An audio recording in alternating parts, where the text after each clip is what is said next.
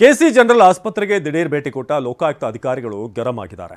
ಆಸ್ಪತ್ರೆಯಲ್ಲಿನ ಅವ್ಯವಸ್ಥೆ ಬಗ್ಗೆ ರೋಸಿ ಹೋಗಿದ್ದಾರೆ. ಈ ಬಗ್ಗೆ ಒಂದು ವರದಿ ನಿಮ್ಮ ಮುಂದೆ.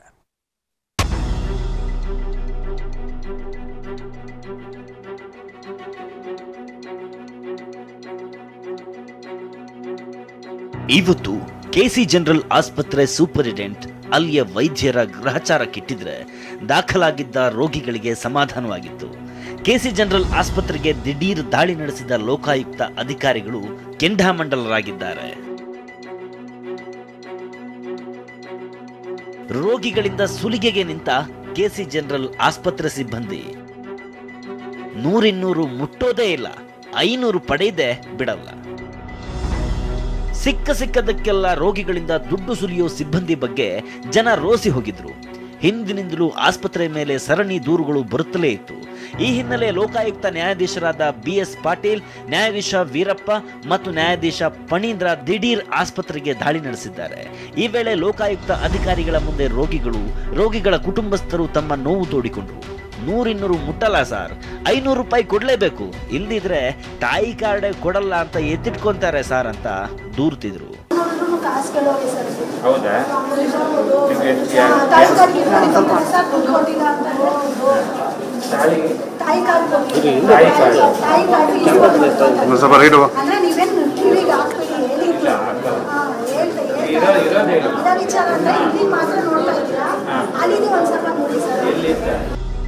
ಇಷ್ಟೆಲ್ಲ ಸುಲಿಗೆಗಳ ನಡುವೆ ಆಸ್ಪತ್ರೆ ಹೇಗಿದೆ ಅಂದ್ರೆ ತೀರಾ ಗಲೀಜಾಗಿದೆ.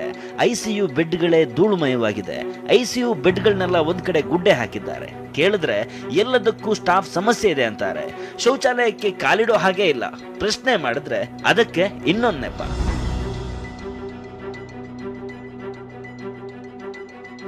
ಸಮಯಕ್ಕೆ ಸರಿಯಾಗಿ ವೈದ್ಯರು ಇರೋದಿಲ್ಲ, ಚಿಕಿತ್ಸೆ ಸಿಗೋದಿಲ್ಲ, ಔಷಧಿಗಳ ಕೊರತೆ ಇದೆ. ಲೋಕಾಯುಕ್ತ ನ್ಯಾಯಾಧೀಶ BS ಪಾಟೀಲ್ ಅವರೇ ಆಸ್ಪತ್ರೆ ಆಡಳಿತ ವರ್ಗದ ವಿರುದ್ಧ ಆಕ್ರೋಶಿತರಾಗಿದ್ರು. ಆಸ್ಪತ್ರೆ ಅವ್ಯವಸ್ಥೆಯ ಆಗ್ರಹವಾಗಿದೆ, ವೈದ್ಯರು ಸರಿಯಾಗಿ ಬರ್ತಿಲ್ಲ.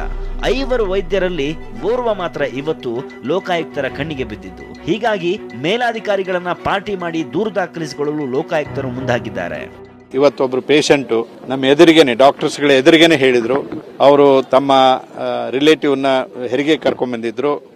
ನರ್ಸ್ಗಳು 100-200 ಕೊಟ್ಟರೆ ಸಾಕಾಗೋದಿಲ್ಲ, ಅವ್ರಿಗೆ 500-500 ರೂಪಾಯಿ ಕೊಡಬೇಕು ಅಂತೆ, ಕೊಡದೇ ಇದ್ರೆ ಅಟೆಂಡೇ ಮಾಡೋದಿಲ್ಲ ಅಂತ ಹೇಳ್ತಾ ಇದ್ದಾರೆ. ಇಂಥ ಒಂದು ಪರಿಸ್ಥಿತಿ ಗವರ್ಮೆಂಟ್ ಮೆಡಿಕಲ್ ಹಾಸ್ಪಿಟಲ್ಗಳಲ್ಲಿ ಈ ತರ ಆದ್ರೆ ಪೂರ್ ಪೀಪಲ್ ಎಲ್ಲಿ ಹೋಗಬೇಕು?